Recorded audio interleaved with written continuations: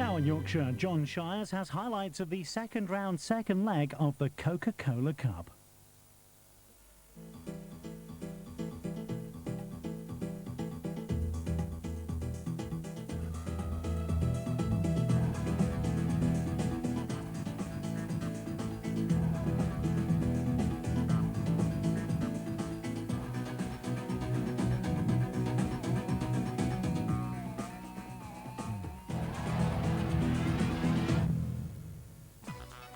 Tennis supremo David Lloyd's the man now in charge at Hull City.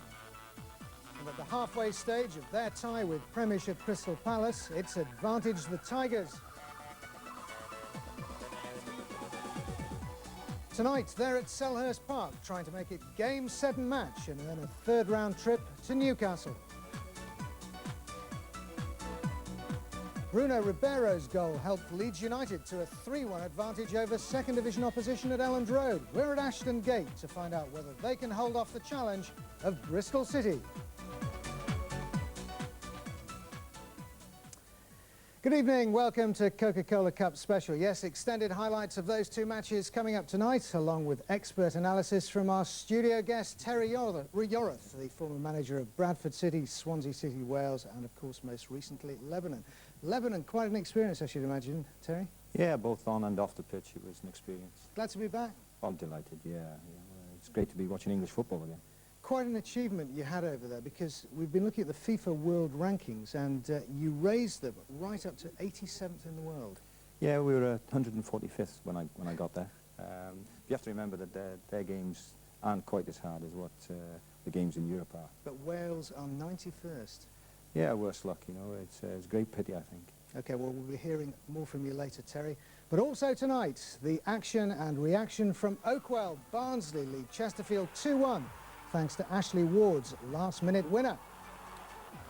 And we look back at last night's tie at Upton Park, where Huddersfield Town found West Ham's Hartson too hot to handle. But now, our first featured match, it's Crystal Palace of the Premiership against Hull City of the Third Division. Your commentator down in London at Selhurst Park, John Hell. Well, Dwayne Darby's goal 2 weeks ago gives Hull genuine optimism for a rare taste of glory against a Palace side that hasn't won at home this season. That's a bit of a conundrum, because they have won here at Selhurst Park, but it was in their away fixture against Wimbledon, who of course share the ground. Well, Palace go into the second leg without some key players, Attilio Lombardo, Bruce Dyer and Andy Roberts among others. Perhaps the most famous name on show is in the opposition. Mark Hateley has taken on the awesome task of trying to lift Hull City from the depth of depression, and he leads from the front tonight, returning to the Hull attack. Hull's other experienced players are all missing. Glyn Hodges, Neil Mann, Kevin Gage and Darby, but Ian Wright does play. Sadly, not the one who made his name here before going on to become the superstar that he is. We've got one of the top Premier League referees in charge tonight, Paul Durkin from Portland in Dorset.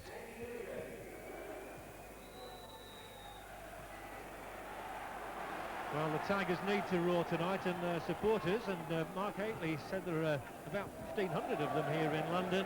Certainly made a good noise for the start of this game.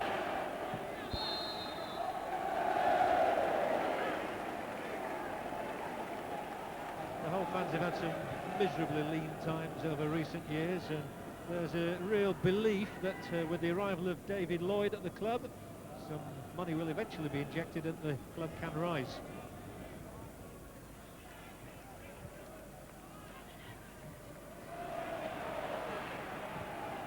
This is Peacock, who treads on the ball, but gets a second stab at it.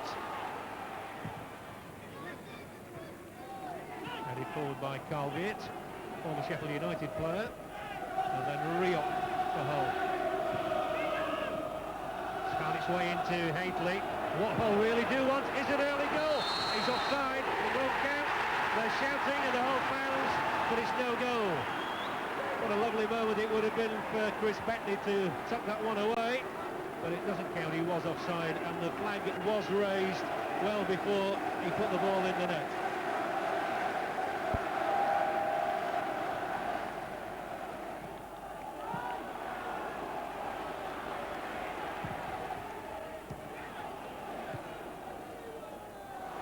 Shipley might just get the touch. It's a brilliant save from Wilson. Shipley given a glimpse of the Hull City net there. Looks as though he's going to beat Wilson. But the Hull goalkeeper, who's only just returned to the side, makes an instinctive stop. And what a fine save that is. Gordon's corner for Palace. Hull can't afford to concede here. And they won't do because there's a free kick. And it's Linnigan. Not a good one from him. On right. Slight miss kick. Tony Bryan's there alongside him, the experienced Bryan, and he's hit a good long ball in here, and there might be another chance for Hull City. Bryan-Darson across, but if Bentley sticks to his task, Hull can still get something from this. Oh. The reverse ball was perfect for the Israeli. And he's played not a bad ball. This is Warhurst! Another fine save from Wilson. Steve Wilson is on top form and he's keeping Crystal Palace at bay. Warhurst, who's got good feet and knows where the goal is too, is thwarted. That's Billy Kirkwood, Mark Hateley's assistant, who's come down from Scotland to Boothbury Park, a well-known name in that part of the world, north of the border.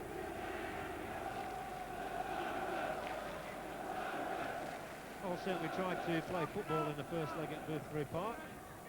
Oh, hit and miss stuff. This is Peacock. The shot just wide. Not a bad try. One of the top goal scorers over the last couple of seasons. A man who came out of non-league football a couple of years ago, scored on his debut, and he rattles the ball just the wrong side of the upright. Steve Coppell has twice led Crystal Palace to promotion, notably, of course, against Sheffield United in the playoffs at Wembley in May. But he knows there's a bit of work to do here in this Premier League side. They need a couple of established players.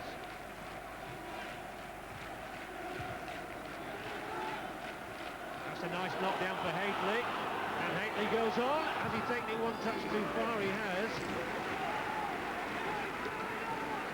Nothing wrong with the approach work. Well, look, one of those who had to be alert and to get across there.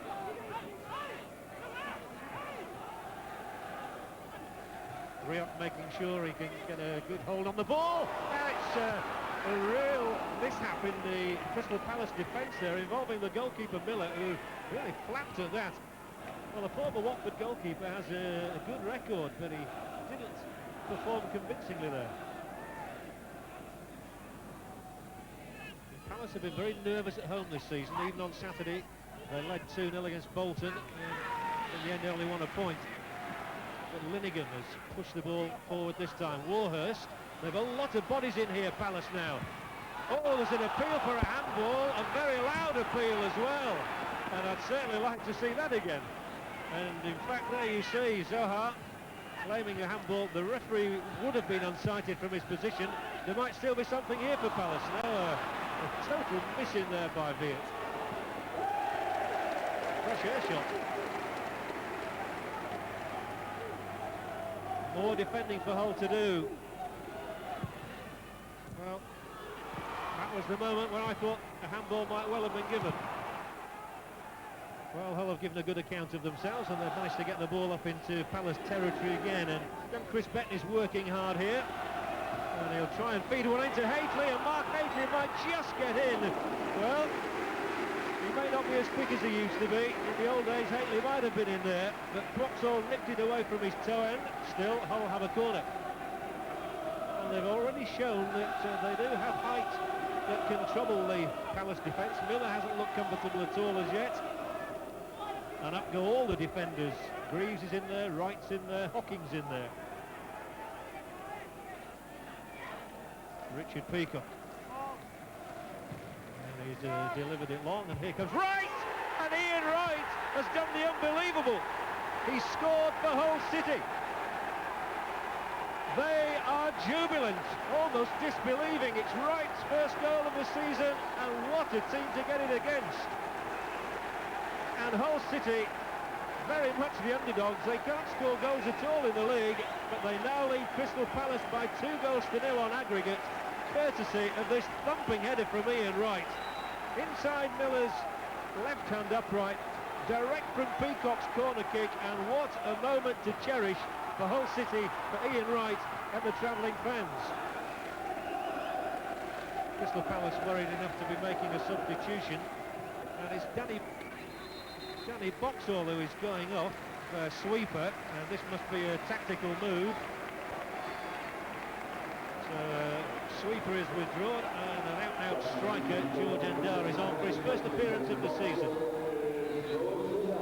He's got pace to burn, this fella. Stern challenge, and the referee says play on because the free kick would have gone to Palace anyway. Shipley. A couple of easy balls for Hull to eliminate, but the referee says play on, and there's danger this time. Gordon was flinging himself at the ball there, and Hull kept it away from Dean Gordon. The fullback who loves to get forward, and that's the end of the half. And what a half for Hull City. They've got a few heroes out there. The goalkeeper Steve Wilson, for one, who's made some exceptional saves, and the goal scorer Ian Wright, his first of the season. What a time to get it. Half time is Crystal Palace 0, Hull City 1. And away we go again.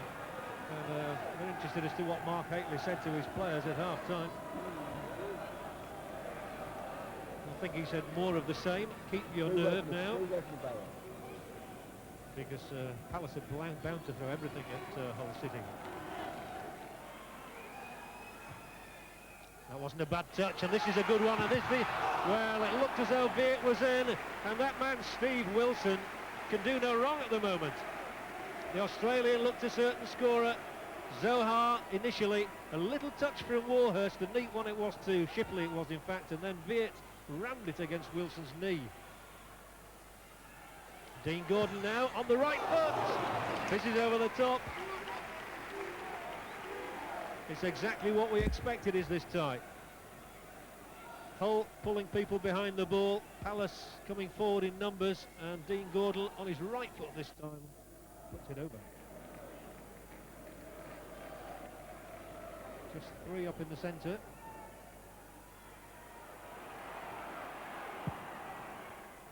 Warhurst. Oh, he's got it out to Edworthy here, and there's danger once again to Hull City, and there is the equaliser from Carl Viet. Well, it's the goal that Palace desperately needed to get back into the tie, and it's a bit of a sickener for Hull. But Carl Viet timed the run perfectly, and Koppel shows the relief. There's a lovely touch on there to Edworthy. The cross was perfect for him, and diving in at that one, Carl Viet gets the equaliser that Palace so badly needed. Shipley got his header through for Edworthy, and now he'll carry on running here, but it's shepherded back nicely by Wright. Oh, and a poor touch, and Hateley seeks to take advantage. The ref says play on. Can Mark Hateley finish it here? Well, it was a good try from the former England man, and Kevin Miller has kept Crystal Palace in the Coca-Cola Cup. The slip by Linnigan enabled Hateley to get in, and he rolled back the years, thumped the shot in, and it was heading for the top corner.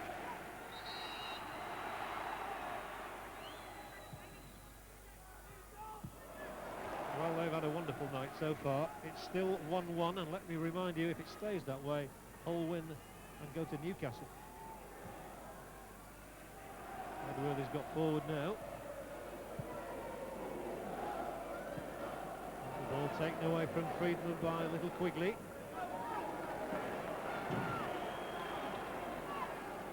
Friedman did enough there, though, and Palace have the throw.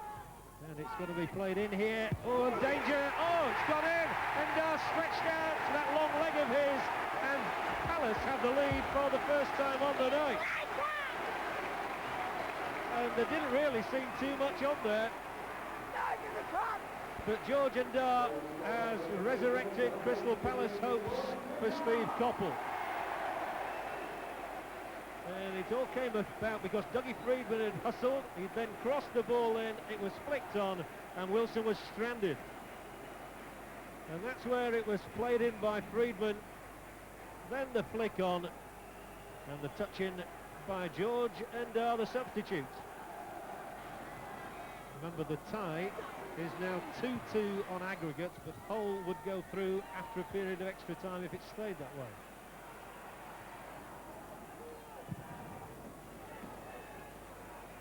It's through to Freedman. This could be the turning point. It's Dougie Freedman. Oh, couldn't have been closer. Well, Steve Coppell sent on the Scot with a clear message, go and get me a goal. He's laid one on for Enda, and he's nearly scored one himself. Freedman wending his way through.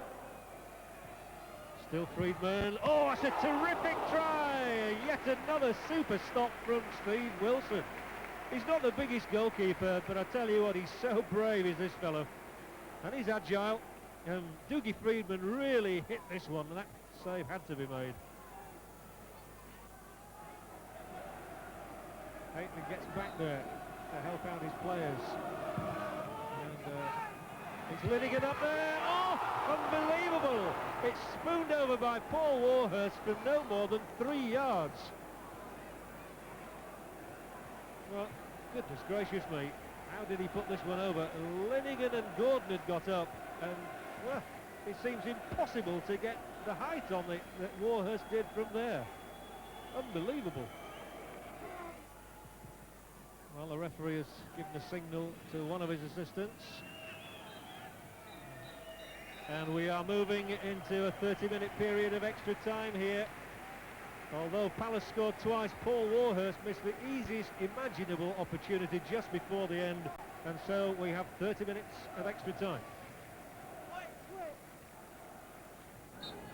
So 30 more minutes. The game is going to end well after 10 o'clock in the evening.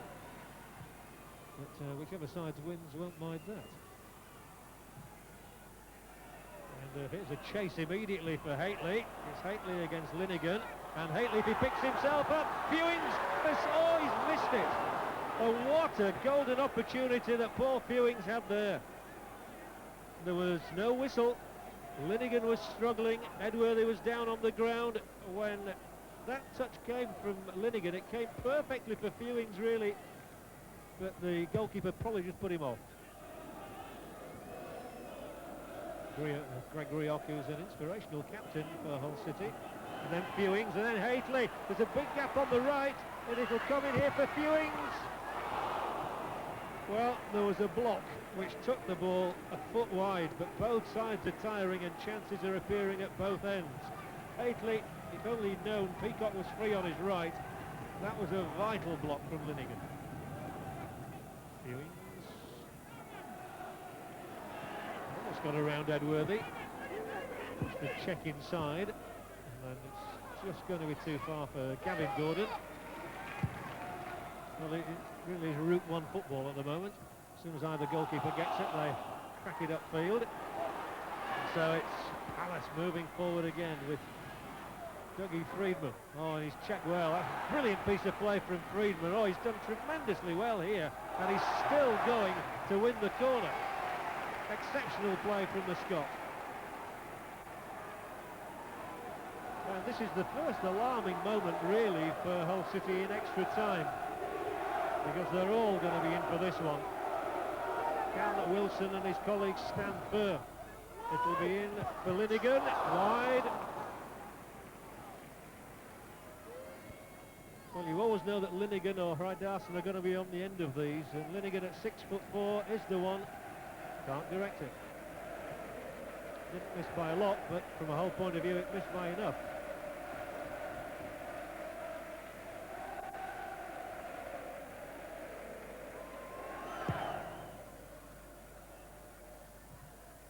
Fewings did really well to keep that in.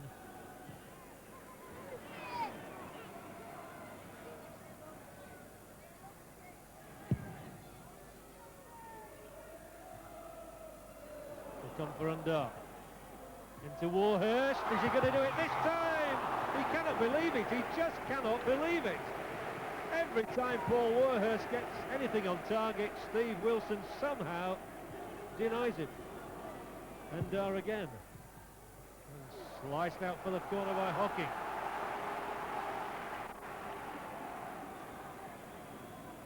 Warhurst did so well to elude Wright that Wilson has done magnificently tonight. the Hull fans who are singing for the moment. But here's a Palace chance, and Wilson! Oh, so has it gone over the line or not? Well, the referee's assistant says it hasn't gone in, much to Wilson's relief. A heart-stopping moment for the goalkeeper. With Shipley there, he palmed it down, and he was right, you know, it didn't go over. Well, it's been a valiant performance to hold on against the Premier League side of the quality of Crystal Palace. And they're still holding on. Shipley, the Palace fans roaring, the ball in towards Warhurst. And it's that young defender Hocking who turns it away. And Hull City, 91st in the Football League, send their supporters into delirium. They've knocked out Premier League Crystal Palace. Mark Hateley, the player-manager, played his part. The early goal by Ian Wright is the one that has done the trick, along with Steve Wilson's bravado. Hull City go through on the away goals rule. Palace won on the night 2-1, but Hull go through on the away goals. Terry Yorath in the studio. Fantastic game, and really no more than Hull deserved, was it? Oh, they completely deserved it. You know, they were in the game right from the beginning. They battled. They did everything a manager hoped for, and he was a good example for them. He led from the front. He still looked bewildered at the end, didn't he? Couldn't believe it, I don't think. I think he'd be thinking to himself, why can't we do this in the league? Well, how do you account for a side right down at the bottom of the third division doing that to a Premiership club? Well, I think, you know, sometimes you need a break. You need a bit of luck, and perhaps that's Hull's break this evening, you know, and they'll be looking to do that in the league and get more points on the table, and they'll be looking forward to Newcastle. OK, well, we'll be looking at the game in more detail in a moment, but now let's find out the views of those close to the action down at Selhurst Park. They've been talking to John Helm. Yeah, we dug in deep. I pulled off a few good saves, but we defended well. And to be fair, we could have scored a few chances as well. You're a Hull-born lad. What does it mean to you after so many lean years? Brilliant. I mean, I've had my time here. I've been here about 6 or 7 years. I've been in and out of the first team, and this has been a great day for me. And we'll be coming from Mullinall and bring on Newcastle, really. Ian, you don't get too many goals. What a one to get tonight. Yeah, the gaffer said this morning it's about time I scored, so when I did, it was pleasing for everyone, I think. Could you believe it when it went in? Not initially, but once the lads came and there was a round of applause, right? It was Now, when it got to 2-1, did you begin to think, oh, we've blown it? not really. They've got to score another one, else we'd go through in the away goals, and we just have to dig deep and defend for our lives, really. Well, so let's just recap. Hull have gone through on the away goals rule, and Ian Wright, well, he was obviously delighted, but there's got to be a question over the Crystal Palace defence on that goal, hasn't there? Well, at the beginning there was somebody picking him up, but they ball watched. They went towards the ball was floated over their heads, and there he is on his own. He's definitely got the right name. Good goal for Hull, great goal for him to settle down and for him to compete in the tie. And perhaps watching for Mark Hateley there. Well, yeah, Mark is obviously the danger man. That's what they'd be thinking. And probably nobody in the Palace side would have heard of this Ian Wright, but they know now. They did so well, Hull, and just when you thought that they weren't going to concede at all, Carl Vitt popped up with a goal. Well, Palace weren't playing that well. You know, their final ball in was bad, but here's the first one. That's probably the best cross they had all night. Maybe the goalkeeper could have come for it, but he's taken the goal very well. Good ball inside the fullback, great cross. Gets people thinking, and up he pops. No chance for the keeper then. I thought he might have come for it. I thought he had a chance for it. Okay, even at 1-1, Hull still came forward. Great chance for Mark Hateley, wasn't it? Well, we were saying, should they sit back and let Palace come at them, but they didn't, you know, and there's Hateley, he's harassed and he's chased, and the best part about that is he hits the target and makes the goalkeeper make a save. Tragedy, really. We all thought, well, when Georgian Dar got that second, that was going to be it. Well, it was another cross. They had a little bit of a flick on it near post, and then it ends up him screwing his leg around the defender and putting it in the back of the net. But he took it very well. Maybe the defender was found wanting. He should have attacked the ball. There you've got three defenders there, and he wins the ball, and he took it very, very well. Absolutely no doubt in your mind about the man of the match, Steve Wilson. Oh, it had to be him, didn't it? You know, he made enough saves to win him many games this season. Well, we just picked out two, and that was very early in the game. Shipley there was through. He's hit a nice height for the goalkeeper. Here's the second one. Freeman hit it well, played a good one too, but he's there again, you know, and he's made maybe 10, 11 saves like that this evening. As you said, we could have picked any number of those. Well, do you really think they can go to Newcastle, because that's where they've got to go now, and can they give them a game? Well, I think they'll go to Newcastle and try and enjoy it. That's the best way to look at it. Obviously, Mark Hateley will have them primed up on Newcastle, what he expects from them, but league points at this stage are far more important to Hull. Okay, well, I'm sure they will go there and enjoy it. Well, thanks for the moment, Terry.